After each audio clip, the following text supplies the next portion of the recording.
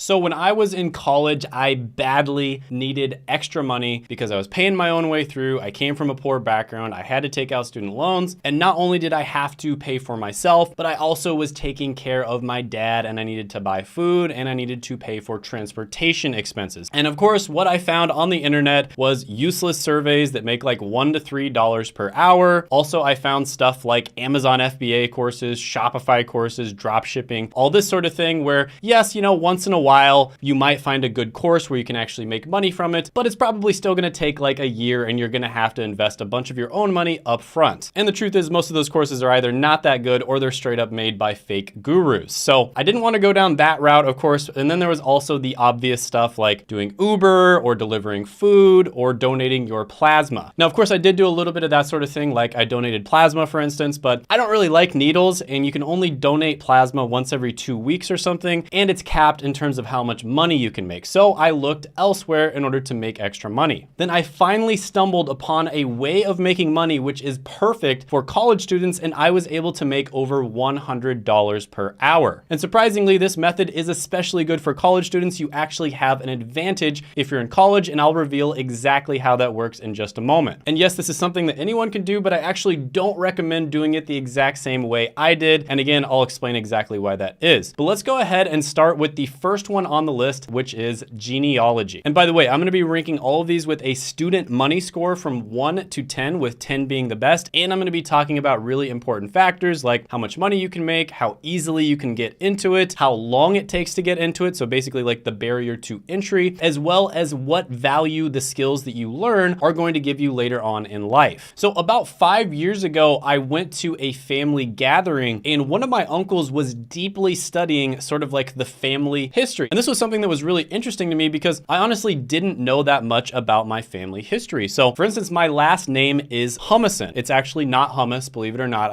That's just my nickname here on the channel. It's Humison, which means son of hummus. So I always thought that I was sort of like a Viking ancestor because that's very common with people of Scandinavian descent, right? So son of Peter is Peterson, Johnson, etc. But what I found out is apparently some of my Viking ancestors actually went to Scotland and decided to settle there. And all of this was found out by my uncle, who did extensive research on this sort of thing, and he hired a bunch of people to help him. And the people that he hired were genealogists. And believe it or not, it's actually not all that hard to get into genealogy. So for instance, these types of jobs can be found on different freelancing sites like Upwork or Fiverr. And oftentimes you might even get hired by somebody to investigate their family. And in some cases, if you're already in a family where there's a lot of people who are interested in this, they may fund your investigation. Now, if you look at Glassdoor, genealogists make about $80,000 on average, which is really good. And this is something that you can actually do part-time while you're still in school. And many of the requests that you get when it comes to genealogy are going to be incredibly simple. It's basically just looking people up on a website. Now, some of the requests are going to require a lot more investigative skill and a lot more time. And in those cases, you'll probably make a lot more money. But yeah, this is actually a really good one, and I'm going to give it an 8 out of 10 money score. Next on the list is going to be tutoring. And this is one where when I was in college, I actually started doing this. So when I was in college, I wanted to become a pharmacist. And in order to get into pharmacy school, I had to take this test called the PCAT. That's the Pharmacy College Admissions Test. Now, I ended up studying extremely hard for this test. I also did a ton of research to figure out what the best resources out there were, because to be honest with you, a lot of the resources that most people were studying turned out to not be very good. So I ended up taking the test. I scored extremely well on it. I almost had a perfect score. And my study partners that I was studying with told a bunch of other people about my score. And all of a sudden, I started getting hit up by a bunch of people who wanted me to tell them how I scored so well on the test. So the first few people I went ahead, I told them everything I knew for free. But it got to the point where there were so many people asking for my time that I started charging money. And at first I wasn't charging all that much money at all, $30 an hour, something like that. But then as more and more people asked me, I started charging more and more money. And eventually it got to the point where I was charging over $100 an hour. I believe the best that it ever got was about $180 an hour I was making. And all of this was because I scored really well on a super random niche test. Now, how does this apply to you? Well, if you have taken a test like the ACT, SAT, and you've scored well, this could be really good for you. But how about AP tests or IB tests in high school, right? So let's say you took the AP chemistry test or something like that, and you scored really well on it. That's something you could tutor people for. Or let's say you got into a college that a bunch of people want to get into. That's another thing you could tutor people for. Or let's say you're taking the MCAT or the LSAT because you want to get into medical school or law school, that's also something you could tutor people for. And also, if you're good at a subject that most people aren't good at, like mathematics or organic chemistry, again, that's something you could charge a lot of money for. And let's say you're not good at any of that stuff. At the very least, you can tutor people in English, because I assume that you are listening to this, you can understand English, and you can get paid pretty good money for that as well. So yeah, tutoring is a phenomenal way to make money in college, maybe the best possible way. You can make money right off the bat doing this. This gets a 10 out of 10 money score. Next on the list is going to be an online influencer. And this is one that I see around on YouTube quite a bit, of course. And of course, this is something where I started it myself. The first video that I ever uploaded to YouTube was all the way back in like 2010. And I played this game called RuneScape. Now, a lot of people might know RuneScape. I was really into it for many years. I probably wasted a lot of time on it, but there's also a lot of good memories I had there. But yeah, I would PK people on RuneScape, which is basically where you fight other people. And then I would upload those videos to YouTube. Now, I never planned on becoming like a famous YouTuber or anything like that. I basically just did it for fun and to be able to show my friends some of my best PKs. And I didn't start making any real money on YouTube until about 2020, right? So this is something that I did for a hobby. I also watched like thousands of hours of YouTube. And then eventually I started doing it myself and I ended up making money from it. Now, one thing that I will say is there has never been an easier time to become an online influencer. It is much easier now than it was 5 years ago, for instance. And there's also never been an easier time to actually make money as an online influencer. Most of the time, in like 2015, for instance, people who uploaded videos, even the ones who were extremely popular, were not making enough money to actually quit their job and do it full time. But now it's actually quite easy for you to do this comparatively. But with that being said, this is not something that you can do very easily. But there are going to be some people watching this video that are in a position where they would be able to grow relatively fast. And let me tell you who those types of people would be. So I've seen a lot of people who, for instance, go to Ivy League universities, leverage the fact that they got into an Ivy League university to grow their channels extremely quickly. So for instance, let's say you're watching this and you're going to Yale, Harvard, Princeton, etc. You can go out and interview people from Harvard and upload those videos on YouTube, do some pretty good editing, and there's a very good chance your video is going to get a lot of views. Another thing you can do is talk about how you were able to get into an Ivy League or prestigious university. You can also do like a day in the life of a Harvard student or something along those lines. Same thing goes if you're a medical student or a law student at a prestigious university. And same thing goes if you're watching this and you're like a doctor or something like that. It's actually extremely easy for you to grow a channel if you do it in the right niche and you're in the right situation. But yeah, I have to be honest with you, this is one where you're probably not going to be able to make money right away. So for that reason, I'll give this one a 6 out of 10 money score. One where you can make money right away though is content writing, and that's the next one on the list. Now, one thing I want to say about content writing is, in my opinion, all good content online, whether it's video, podcast, audio, etc., comes from good content writing. That's right. I hate to burst your bubble. I hate to tell you that Santa's not real, but most of the videos that you watch online are relatively planned out. You know, I have a script right here for this video, for instance. Mr. Beast probably scripts like 99% of the stuff that happens in his videos. And in order to do that, you have to have a team of content writers. Now, it's very difficult to find people that are able to write scripts for YouTube videos because it's such a niche skill. It's different than any other type of writing, and there's some specific things you need to know in order to be successful with it. But it's not just YouTube. You can write blog posts, articles, you can write for a newsletter, for instance. There's all kinds of other ways that you can do content writing. Now, there are a ton of testimonials from people who make full-time living from content writing on Reddit. I'll have some of them pop up on the screen. You can pause the video if you want to check them out. But this one is great because you can make money pretty much right away. You can do it in a job, like work for a website. You can do it as a freelancer. And then down the line, once you learn these skills, this is going to help you start a successful online content business. So this one, I'm going to give a 9 out of 10 money score. Next, let's talk about graphic design. And the story I have for this one is a few months ago, I met a big YouTuber and I was picking his brain on how he made thumbnails. And he told me that he makes something like 8 to 10 thumbnails for each video, right? He makes like 8 to 10 thumbnails and then he picks one of them for the video. And then, you know, sometimes he might switch it out if the video is not performing well. But this is how important thumbnails are on YouTube. And who creates thumbnails? Well, graphic designers do, of course. Now, graphic design is something where you need to niche down, right? You can't just be a generalist. You want to be a specialist and do something like thumbnail creation, for instance. And for the example of thumbnail creation, a thumbnail can literally make or break your video, right? So someone like Mr. Beast, for instance, if his thumbnail has like, I'm just gonna make this up, but like an 8% click-through rate versus like an 8.5% click-through rate might be the difference between getting 10 million views and 100 million views. And the reason for that is because Mr. Beast is competing with all of the other challenge channels who might have a slightly better thumbnail. So if you can make the thumbnail just like 5 or 10% better, get 5 or 10% more people to click on it, that is the kind of difference that you can have. But with that being said, this is one of those skills that does take a long time to learn and master. This is not something you're gonna get good at in a month or 2 months or 3 months. It's probably gonna take you 6 months at least to get really good at thumbnail creation. So for that reason, I'm gonna give this one a 4 out of 10 money score. Next, let's talk about digital marketing. And this is one that I talk about quite a bit on this channel because it's such a good career path for people to go down. And it's especially good for people when they are young. So I have literally interviewed like dozens of people at this point on the channel who have been able to get digital marketing jobs without the need for a college degree or previous experience. One of them was James, who was able to land a job as a 16-year-old. And of course, there are a bunch of different digital marketing niches that you can go down. So some of the biggest ones are gonna be SEO, which is search engine optimization. There's also pay-per-click, there's copywriting, etc. And this is one of those skills where it can be really good as a side hustle, can be really good in freelance, and it can be really good to get a full-time job. And the thing about marketing, and specifically digital marketing, is they tend to target younger people. And so people that are young tend to have a better idea of what type of content, what type of creative is going to appeal to people from their generation. And so younger people do tend to be a little bit better at digital marketing, and that gives them an advantage. So yeah, this one is phenomenal. I'm gonna give it a 10 out of 10 money score. Now, before I go to the next one of the things I wanna let you know is if you know a friend or a family member that is maybe going down the wrong career path, they're getting like a useless degree, something like that, or they're just confused about what to do in life, or they have no idea what they wanna do, definitely share this video with them. And the reason I say that is because I was talking to a YouTube specialist the other day, and they told me that my channel has a weirdly large amount of people who share my videos in places like WhatsApp or Facebook Messenger. And I think that's really cool because this is kind of like a grassroots movement. People see videos like this, they see that they're super valuable, I'm actually giving you really good career advice, and they share it with other people. And if you did get this video sent to you by somebody else, go ahead and comment down below and let me know. The next one on the list is going to be an IT help desk specialist. And this is another one where you can get into it extremely quickly. I just did a few interviews on my channel where someone was able to get into it in 14 days and 10 days. And the guy who was able to land this job in 14 days did it without using a computer. That's right. He actually got the job with just an iPad. And one thing I've talked about on this channel quite a bit is the technology industry is probably the best industry that you can possibly work in. I mean, the pay is great, the job satisfaction's great, you can get a remote job easily, the work-life balance is great. I mean, just everything is amazing in the tech industry. And this is probably the easiest way that you can get your foot in the door with your first entry-level job. And then from here, you can move on to all kinds of other jobs. You could move up in IT, you could go to cybersecurity and then software development, and then you could get into tech sales, all kinds of different options. Once you've got your foot in the door in the tech industry, it's very easy for you to move around to other positions. So yeah, IT help desk specialist, awesome career to get into. There are many people who actually do this while they're still in college, and a lot of them end up just going ahead and quitting college because this is just a better option. So I'm gonna give this one a 10 out of 10 money score. Next, let's talk about video editing. And this is a super valuable skill, but I'm gonna preface this by saying that you need to be really good at whatever video editing that you do. So for instance, if you are a specialist and you only edit YouTube videos, you really need to be good because the truth is, if you're in the United States of America or Britain or Canada watching this, there are many people in other countries that have lower cost of living that are also really good at video editing, right? So business owners out there, are they gonna hire somebody for like, $3 an hour who's really good at video editing, or $30 an hour who's really good at video editing? I mean, which one do you think makes more sense? So if you wanna be competitive, you really need to niche down. Just being a YouTube video editor is not enough. You want to also be what's known as a retention editor. That's somebody who is really good at increasing the retention of a YouTube video. And if you wanna go even further, what I recommend doing is niching down into a particular niche on YouTube. So for instance, you could edit videos for the personal finance niche. Every single niche sort of has their own meta or feel to it. Like there's certain niches where comedy is a good thing, like all the different channels kind of do comedy. There's certain niches where you don't really need to add comedy. So learning the nuances of each of these niches are going to make you more valuable as a video editor. And you could also probably start off on TikTok or Instagram, something like that, doing the more short form stuff. But with that being said, to get really good at this is going to take a ton of practice. This is not something you can do super fast. So for that reason, I'm gonna give this one a 7 out of 10 money score. Next one on the list is going to be web design, also known as UX or UI design. So this is exactly what it sounds like. You're basically going to be designing what a website looks like or what some sort of software product looks like. Now this one is relatively easy to get into. You do not need a college degree to get into web design, but with that being said, it's not going to be super quick. One really good way to sort of dip your toe into this and start your portfolio would be to take one of the Google professional certificates. They're like $39 per month. I talk about them in other videos, and they're a great way for you to kind of put your, just dip your toe in without having to spend a bunch of time, effort, and money. So as a web designer, you need to understand the artistic side of things, but you also have to understand the analytical side of things as well. So for instance, you might do split tests where you put the buy button on the left side of the page and then you put the buy button on the right side of the page, and you notice that for whatever reason, when you put it on the left side, 10% more people buy it. And that kind of thing can make a huge difference in a company's bottom line. So although I do really like this job, you can do it freelance, you can get a job.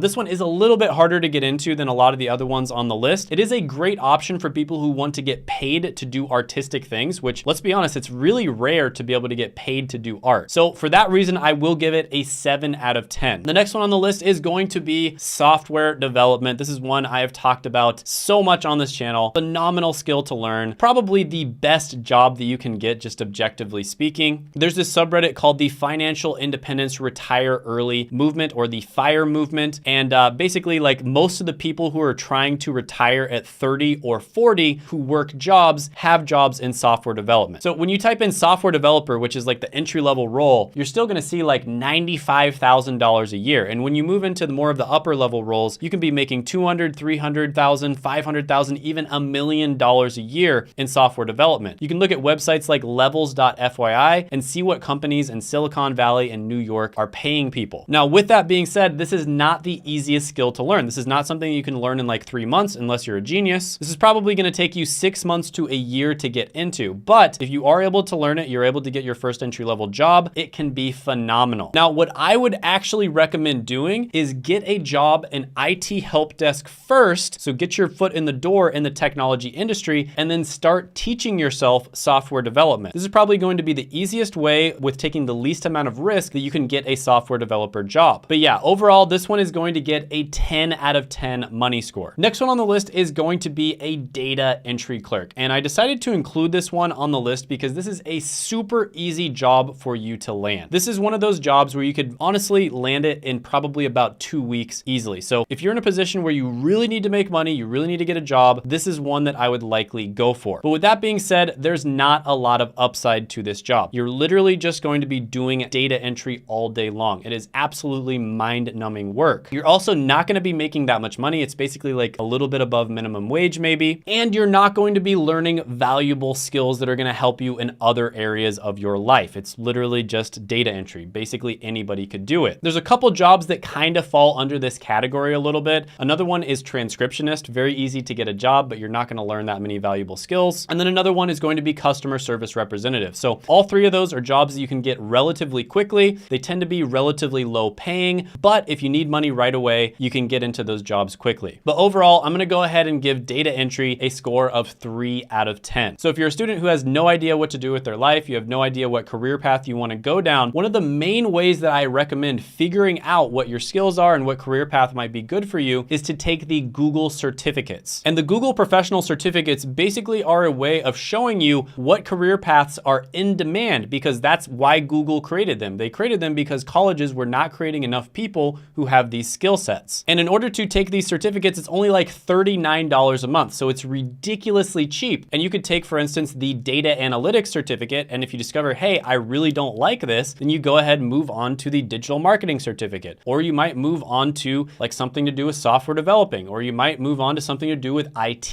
And eventually you're probably going to find something that you actually enjoy and like. And these certificates will look great on your resume. They'll really make you stand out against other students. And I actually made a video on the top 5 Google professional certificates, which you can check out right here.